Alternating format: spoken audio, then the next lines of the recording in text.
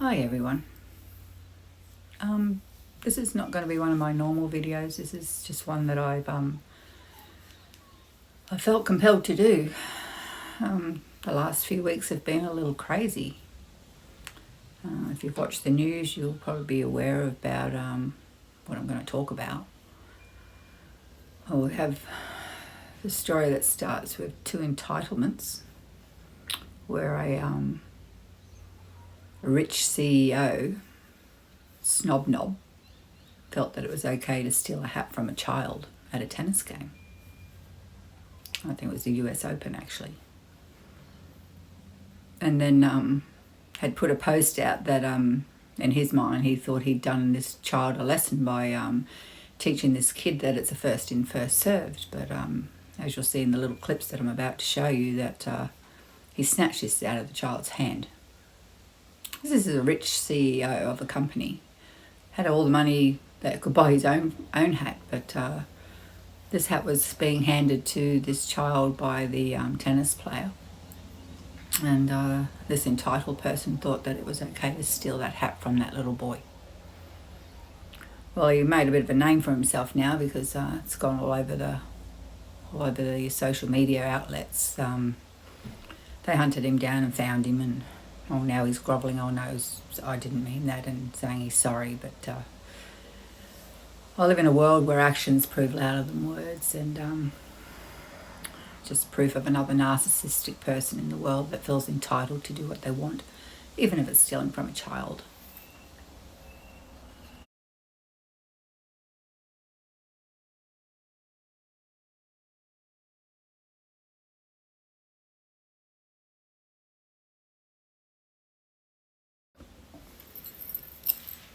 In this next one, you'll see a lady that's commonly been branded as Baseball Karen, where this entitled narcissistic person thought it was fine to steal a baseball from a child.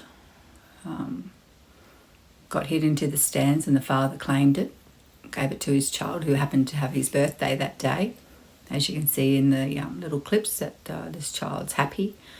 And this Karen came over and started throwing a tanty because she believed the ball belonged to her. Anyway, this father tried to de-escalate the argument by returning the ball, or not returning the ball, giving her the ball. So there wasn't cause to scene, but as you can see by the people's faces in the backgrounds of these photos, that they're equally as shocked by this person's behaviour. Now, this narcissistic person has also come forward after the public media's unleashed a pile of fury on her, particularly after the baseball cap incident with the the tennis cap from the tennis player with the young boy, with the CEO, the rich hobnob that was entitled to steal that from the child. This Karen also felt entitled to steal a baseball from a child.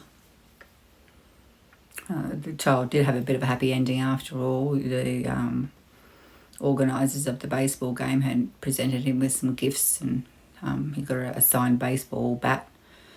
But it's not the gifts that he received, it's the trauma this child faced at the hands of another adult that was at a game, a friendly game, and felt entitled to the baseball, and went over and threw a tanty in front of everybody, and it was captured on people's phones, it was captured on cameras. This lady just went up and started screaming at this guy. And like I said, he de-escalated it by taking the ball off his child and giving it to this lady and telling her to leave. And that's sad for that child. What an example for that child that lady was.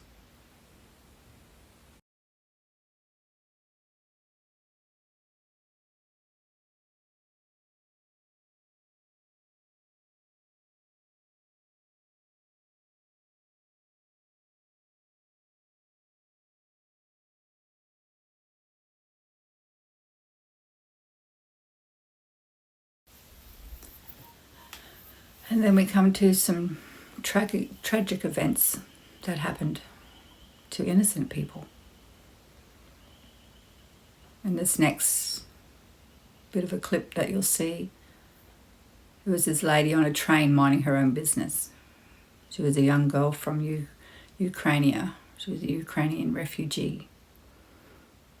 And she was minding her own business, was on a train, had earpods in her ears, so she couldn't hear any outside noise.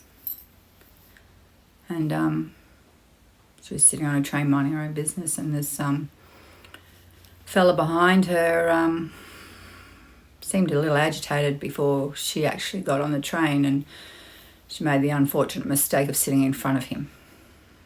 Well, I know this one's been on the news a lot. I haven't actually really seen it in Australian news, but I don't watch a lot of the news over here because I don't believe all what I see and what they tell you. But this young lady was sitting on the train, and this,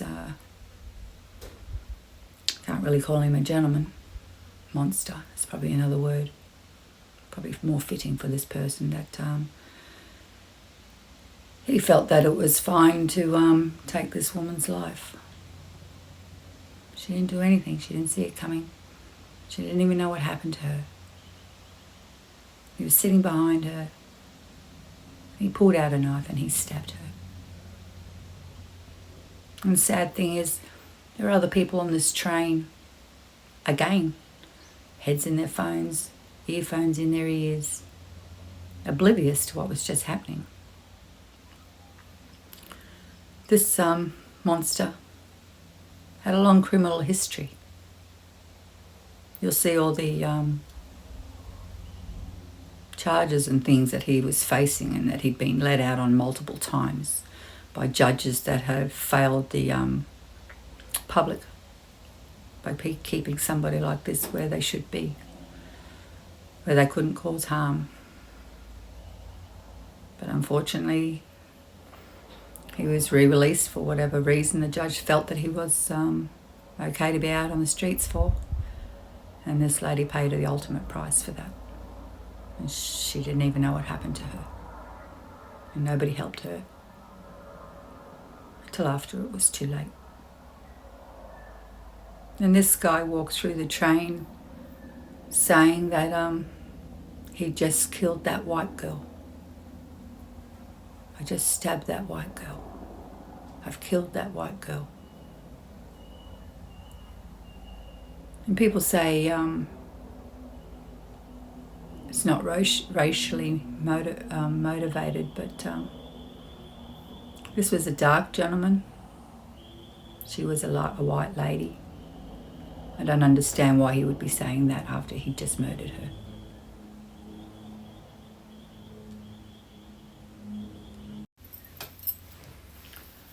Now, I don't do racism. I don't, because in my eyes, we're all the same. Doesn't matter the colour of your skin or where you come from. As my past videos I've stated, we all breathe the same air, we all bleed the same blood, we all hurt, we all laugh. On the inside, we're all the same. We're all the same. So I don't do the race thing. I just, my heart breaks for that lady's family.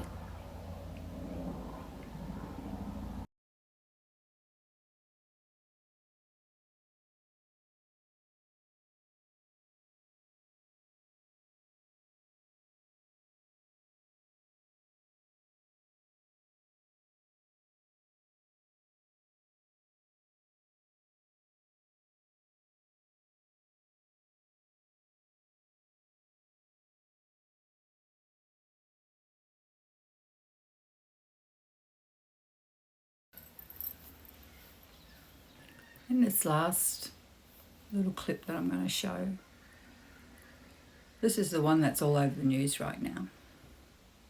This is the one that bewilders you the most. I mean, they're all bewildering. Like the entitlement of a CEO, the entitlement of a baseball Karen,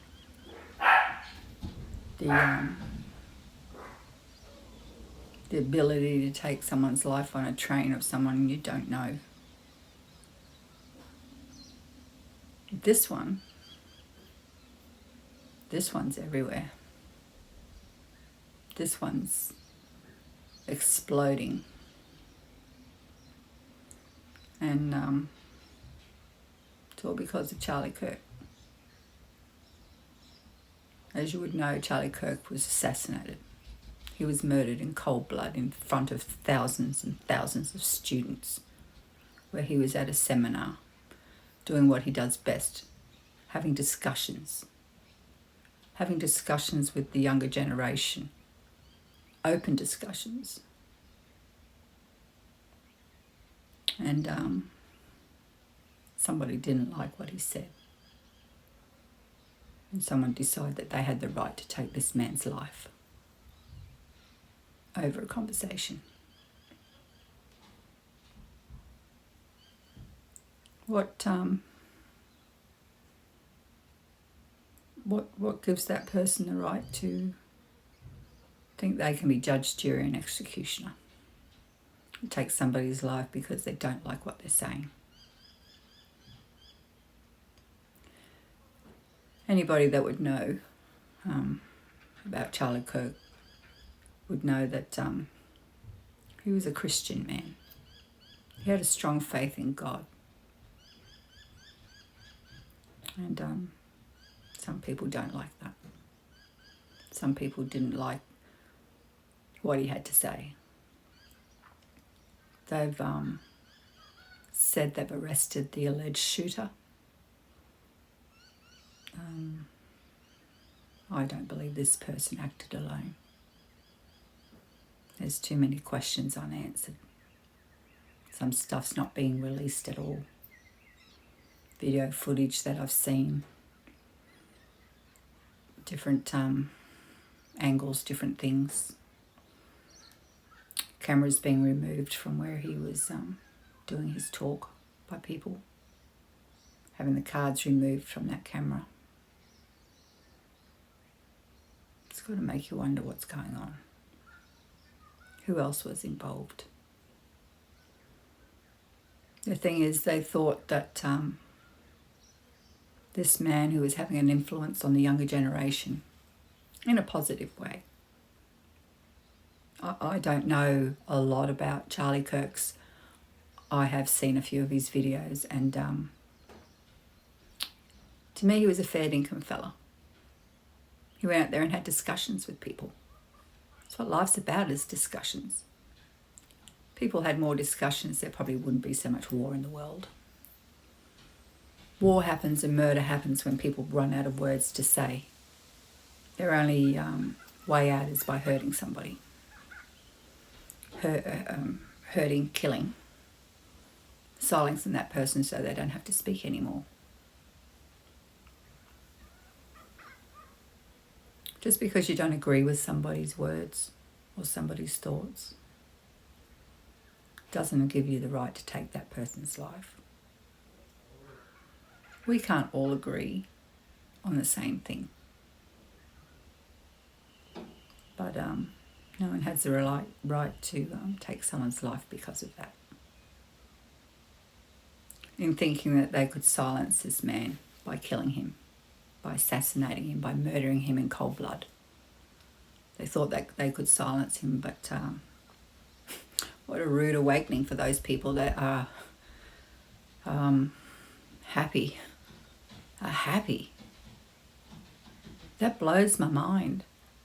I read reports and have seen clips and video footage, and there's people laughing about this. Like, for fuck's sake. People are laughing at the loss of someone's life. This man left behind 2 young children and a wife who's now a widow. This guy was only a young person himself.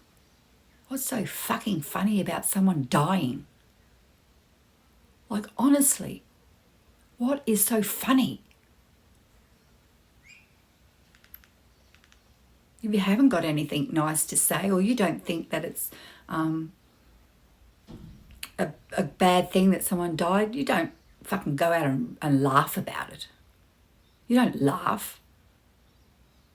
It's not a joke. Damn sure if it was someone in your family or someone you know, you wouldn't be laughing. You wouldn't be laughing about that. And it sickens me to my guts that people are doing that. They laugh at someone's death. These people should be ashamed of themselves. These people, the karma train will come for you. Because I believe evil tries to divide us, but love will unite us. And love will always win over evil. And the people that think this is a huge joke and that are laughing about it, then your karma train's heading your way. Guaranteed. Because it's not funny that someone's lost a life because of a conversation. That is just heartbreaking. And that's disgusting that people are laughing about it. And it's a big celebration in some communities. To me, that shows their true colours. It shows me who these people really are and where their values lay. These people are probably the same ones that think that it's all right to marry a child bride at the age of 6-year-old to somebody and let them be raped by a 40-year-old husband. Yeah. There's some pretty disturbed people out there that have been very misinformed about some of the faiths that they follow and the beliefs they've been forced down their throats. Wake up and do some research of your own. Social media is everywhere now. You can Google, you can look up stuff. Research, cross-reference. You need to cross-reference. Don't rely on one particular source because you don't know if that source is a good source or a bad source. You don't know if they're aiming to cause division and hatred, hostility amongst people, or whether they're trying to unite people and spread love.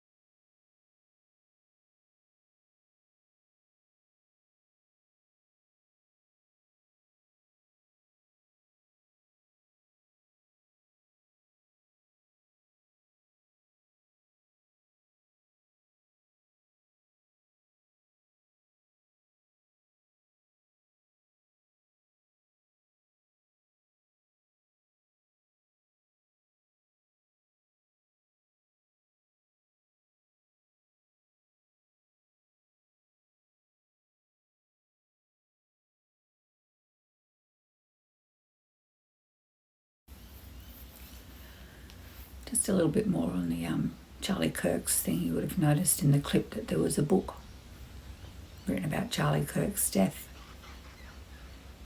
This book was released on Amazon weeks before he died. How's that possible? There's also a song that was released prior to Charlie's assassination. How's that possible? These things have been removed now, but some people out there are able to get copies. One person bought a copy of the book, which there's some little transcripts in there about the murder. Anyway, thanks for watching, and I'll catch you guys on my next one. See you guys.